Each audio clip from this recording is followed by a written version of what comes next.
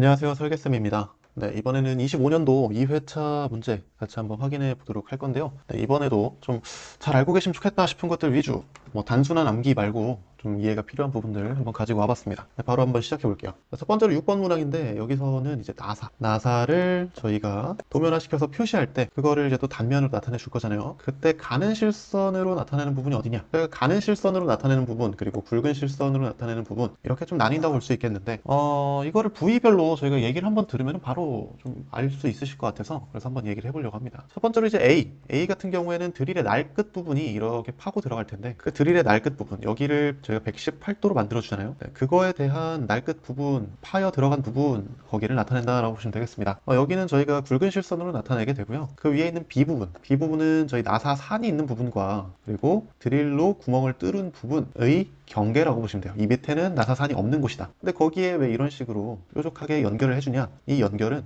저희가 불완전 나사부라고 해서 나사산이 완전하진 않지만 그래도 일부 좀 있는 부분 저희가 나사산을 탭을 돌려서 만들어 줄 건데 어느 순간까지는 완벽하게 이렇게 뾰족뾰족 이렇게 만들어질 텐데 그 밑으로는 어딘가는 좀 불완전하게 끝나야 되는 부분이 있잖아요. 네, 그런 부분 거기를 나타내고 있는 선이다 라고 보시면 되겠고 여기도 마찬가지로 굵은 실선으로 표시한다 라고 생각하시면 되겠죠. 자, 근데 이제 여기서 C하고 D가 문제인데요. 자, C하고 D를 어떻게 좀 나타내줘야 되냐? 이게 저희가 순화사랑 같이 공부를 하시면은 좀 헷갈린 부분이 있어요. 순화사는 뭐 안쪽이 어쩌고 바깥쪽이 어쩌고 앞나사는 또 반대고 그렇다 보니까 저희가 용어로 외우면은 좀 항상 헷갈리시는 측면이 있는데 이게 왜 가는 실선이고 왜 굵은 실선인지를 생각해 보시면은 생각보다 간단합니다. 자, 여기서 보시면은 얘는 앞나사니까 나사산이 뭐 이렇게 나 있겠죠. 뾰족 뾰족 뾰족 뾰족 여기도 마찬가지로 반대쪽도 뾰족 뾰족 뾰족 뾰족 있을 겁니다. 근데 여기에서 저희가 보이는 게 위에서 내려다본다고 한번 생각해 보세요. 자, 그러시면은 여기 이쪽 부분 이 안쪽에 있는 거는 저희가 눈으로 직접 보는 게 가능한데 이 바깥쪽 부분 있죠. 이 바깥쪽 부분은 가려져서 보이지 않아요. 네, 보이지 않아요. 이 보이지 않는 부분 있죠. 이 보이지 않는 부분을 가는 실선으로 하겠네 라고 생각을 하시면 돼요.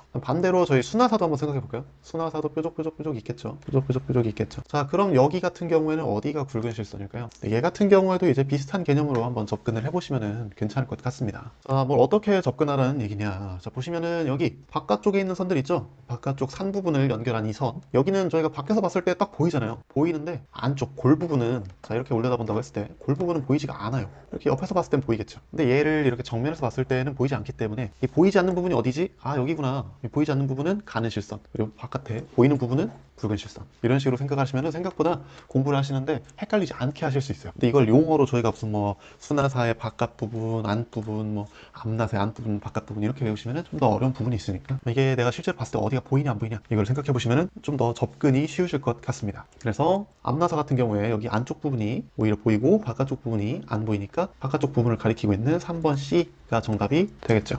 네, 다음으로 20번이죠. 네, 3차원 형상을 모델링 할 때 비랩 방식과 CSG 방식을 비교를 해봤습니다. 그랬을 때 CSG 방식의 장점이라고 할 수 있는 것이라고 문제가 나왔어요. 네, 근데 이렇게 나오면은 여러분들 이게 뭔지 막 근본적인 것부터 시작해서 하나하나 다 외우려고 이렇게 생각을 하시는 경우가 있는데 이런 문제들은 저희가 간단하게 그 내용에 대해서만 딱 알고 거기에 살을 덧붙여가는 방식으로 공부를 하시는 게 좀 유리합니다. 왜냐면 이거를 저희가 문제가 이렇게 막 엄청나게 자주 나오거나 많이 나오거나 이런 부분이 아니기 때문에 저희가 절대로 깊게 공부하는 걸 추천드리지 않는 그런 내용이라고 보시면 되겠거든요. 그래서 저희가 좀 효율적으로 공부를 한다고 했을 때 이게 어떻게 나오는지 그리고 그게 왜 어떤 특성에서 기인해서 연결이 되는 건지 그 정도만 좀 알고 계시면 충분할 것 같다 라고 생각이 듭니다. 자, 일단 첫 번째로 비랩 방식 얘는 저희가 모델링 할 때 면, 모서리, 뭐 점 이런 걸 가지고서 연결 짓는 방식으로 모델링 하는 거고요. CSG 방식은 저희가 익히 알고 있는 어떤 형상들이 있죠. 아니면은 그 등등의 저희가 알고 있는 기하 형상들 이런 걸 가지고 서로 물리게 하는 거예요. 얘랑 다른 거랑 다른 구랑 또 합쳐지면 어떤 형상이 되고 얘가 본체면은 여기에서 이 구의 형상만큼 없애면 어떤 식으로 형상이 나오고 이런 식으로 점점 깎아 들어가거나 살을 덧붙여가는 방식으로 만들어 간다. 그냥 그 정도만 일단 알고 계시면 될 것 같고요. 여기에서 출발해가지고 어떤 장단점들이 있냐? 얘는 비랩 방식 같은 경우에는 면, 모서리, 점을 가지고서 만들다 보니까 뭐 내부의 디테일한 것까지 좀 쉽게 잡아가는 그런 형상을 만들기에 장점이 있습니다. 그래서 얘 같은 경우에는 복잡한 거라든지 아니면 내부를 볼 수 있게 뭐 단면도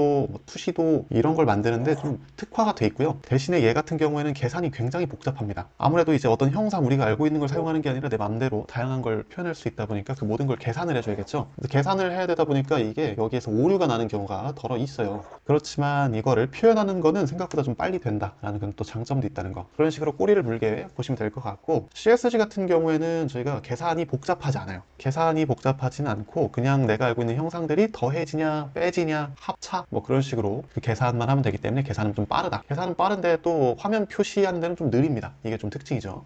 이런 식으로 저희가 있는 형상을 사용하다 보니까 각각의 형상들, 얘를 더하는 순서, 빼는 순서 이런 식으로 가다 보니까 이게 히스토리가 남아가지고 저희가 수정하는데 굉장히 좀 장점이 또 있다라고 보시면 되겠고, 그리고 각각의 형상에 대한 값을 저희가 알고 있기 때문에 여기에서 이걸 빼면 뭐가 되고 이런 식으로 중량 계산하는데 좀 유리한 장점이 있습니다. 이게 좀 중요하다 보면 되겠죠. 비랩 같은 경우에는 중량 계산이 굉장히 어렵거든요. 네, 그래서 여기서 하나씩 보시면은 투시도 작성이 용이하다. 내부를 들여다보는 거는 비랩이 좋다 그랬죠? 아니고요. 전개도 마찬가지고요. 복잡한 형상 비랩이 좋다 그랬습니다. 중량 계산 CSG가 좋으니까 정답 4번이에요. 자, 이런 식으로 간략한 그 틀만 알고 계시고요. 면 모서리 점, CSG는 기하 형상 이렇게만 알고 계시면 어느 정도 이게 더하는 방식이었고 빼는 방식이었지. 얘 같은 경우에는 내가 원하는 대로 하나하나 다 그리는 거였지. 내가 원하는 대로 더하고 빼는 거였으니까 계산 자체는 복잡하지 않을 텐데 이게 디테일한 걸 나타내기 좀 어렵겠구나. 비랩은 디테일한 걸 나타내는데 좀 장점이 있겠구나. 이런 식으로 꼬리를 물게 공부하시는 게 훨씬 더 유리할 것 같다고 생각이 듭니다. 네, 다음으로 35번 문항입니다. 네, 35번 문항은 하중 주어졌고요.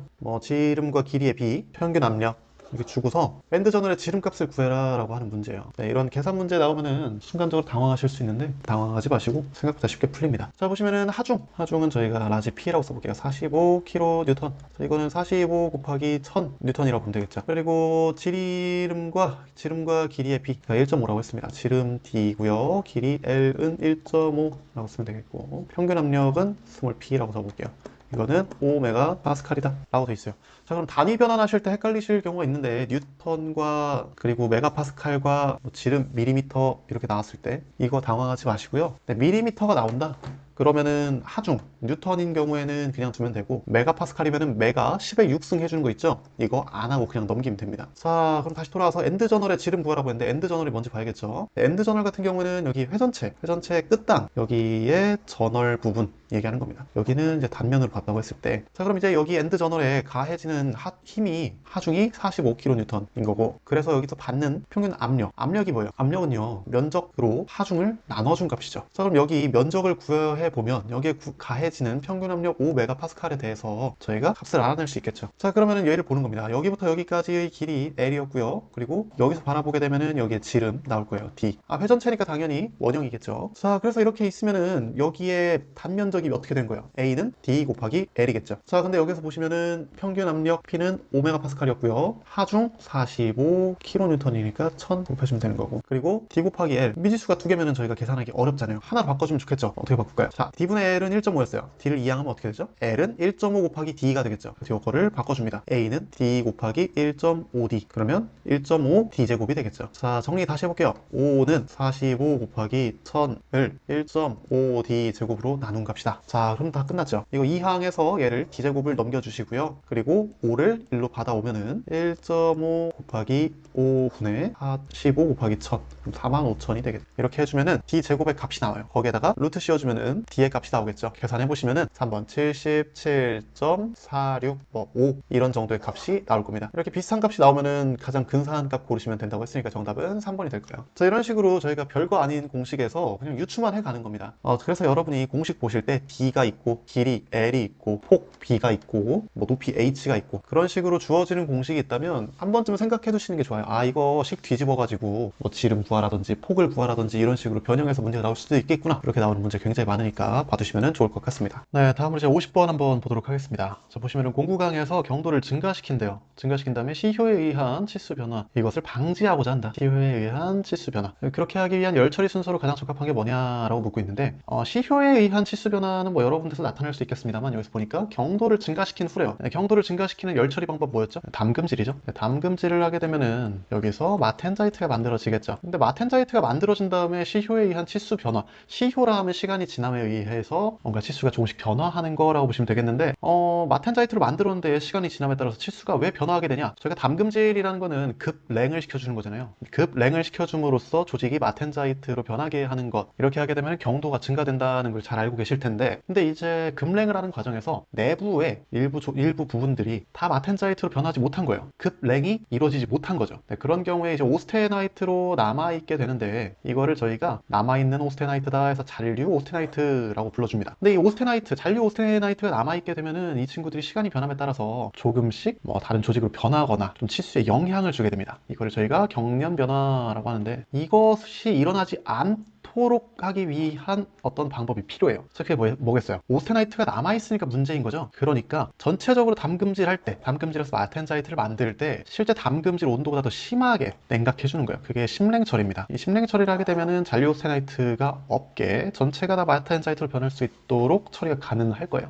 자, 그래서 여기에서 저희가 경도를 증가시킨 후에 시효의한 치수 변화를 방지하려고 한다라고 했으니까, 첫 번째로 담금질을 먼저 해줘야겠고, 담금질 할 때 남아있던 잔류 오스테나이트가 없도록 해주는 심냉 처리 한 번 더 해주고요. 그 다음에 마지막으로 뜨임 처리라고 되어 있는데, 뜨임 처리까지는 사실 이 치수 변화를 방지하는 열 처리, 여기에 그렇게 크게 영향을 미치는 부분은 아닙니다. 다만 여기에서 담금질과 심냉 처리가 가장 포커스가 될 텐데, 담금질과 심냉 처리가 붙어있는 두 가지가 바로 이어져 있는 케이스가 보니까 이거밖에 없죠. 담금질 후에 불림 후에 심냉 처리한다. 이거는 완전히 다른 얘기가 되겠죠. 그래서 이것도 잘못된 답이 되겠고, 불림 다음에 심냉 처리하는 거는 아무 의미가 없습니다. 그래서 이것도 답이 아니겠고, 심냉 처리 애초에 없죠. 담금질로 끝내버리니까 시효의한 치수 변화를 방지할 수가 없는 케이스가 돼서 세 개 다 아니고 정답은 1번이 되겠습니다. 이 심냉 처리, 저희가 심냉 처리 효과는 잘들 외우시는데, 그걸 이렇게 실제로 적용했을 때 어떤 순서로 이루어지냐, 이런 거 저희가 잘 생각을 안 해보거든요. 이 문제를 통해서 한번 확인해 보시면 좋을 것 같네요. 네, 다음으로 55번 문제입니다. 55번 문제 보시면, 담금질한 후에 치수의 변형이 없도록 심냉 처리해야 하는 강은 뭐냐? 네, 또다시 심냉 처리 나왔죠? 네, 여기서 심냉 처리 한 번 더 확실하게 잡으시면 좋을 것 같아요. 자, 심냉 처리를 해야 한다는 거는 저희가 시효에 따라 변형되는 이런 것들이 발생하지 않도록 하는 것이 아주 포인트인 겁니다. 치수 정확성이라든지 어떤 신뢰도 이런 것들이 굉장히 중요한 제품을 만들 때, 그럴 때 변형이 일어나지 않도록 해야겠죠. 한번 만들었을 때 그 상태 그대로 가는 거. 자, 이거 저희가 다른 문제를 풀면서 한번 들어보셨던 것 같은데, 게이지류. 네, 게이지가 저희 치수를 측정할 때 사용하는 비교 측정 기구였잖아요. 네, 이런 걸 사용할 때 정말 굉장히 중요합니다. 이런 정밀도가 즉 신뢰에 바로 연결이 되는 것들이기 때문에 게이지를 만들 때 변형이 있으면 안 돼요. 그래서 기본적으로 게이지 강 같은 경우에 시효에 따른 변형이 없도록 심냉 처리를 하는 거라서 정답은 4번인데요. 나머지도 좀 더 보도록 합시다. 자, 실루민. 이거는 알루미늄에다가 규소 넣어준 합금이라고 보시면 되겠죠. 이거 거의 뭐 주물 쓸 때 많이 씁니다. 문즈메탈 같은 경우는 황동이죠. 이렇게 황동이라든지 뭐 주철이 아니고 주조 할 때 쓰는 이런 주물용 합금, 이런 것들은 치수를 그렇게 저희가 디테일하게 따지진 않는 편입니다. 그래서 이런 것들 보실 때는 그렇게까지 뭐 심냉 처리 이런 거 크게 신경 안 쓰셔도 될 것 같고요. 네, 두랄루민 같은 경우에는 저희가 알루미늄 그리고 마그네슘, 뭐 망간, 구리, 마그네슘, 망간, 알구마망이라고 외워주면 되겠죠. 이런 것들을 이제 섞어서 합금으로 만들어주는 건데, 이 경우에는 두랄루민은 애초에 시효에 따라 경화되는 게 특징이에요. 네, 그렇기 때문에 시효 변형, 시간이 흐름에 따른 변형이 없도록 하는 심냉 처리, 이거랑은 좀 관련이 없다라고 보시면 되겠죠. 네, 그래서 1, 2, 3번은 아니라 보시면 되겠고, 게이지 만들 때 특히 유독 치수의 정확성, 정밀도 이런 게 중요하다 보니까 변형을 막기 위해서 심냉 처리하는구나, 이렇게 연결지어서 공부하시면 될 것 같습니다. 이거는 심냉 처리에 대해서 물었지만 실제로는 게이지 강에 대해 좀 특성을 잘 알고 있냐, 이런 걸 물어보는 문제였다고 생각을 하셔도 될 것 같아요. 네, 이렇게까지 해서 5문제 한번 확인해 봤고요. 네, 저희 공부하실 때 어떤 식으로 하시면 도움이 될지, 그런 거를 보기 위해 문제를 저희가 이렇게 한번 보는 거니까, 이거 말고 나머지 문제도 굉장히 중요하게 공부를 하시는 게 좋을 것 같습니다. 네, 오늘도 고생 많으셨습니다.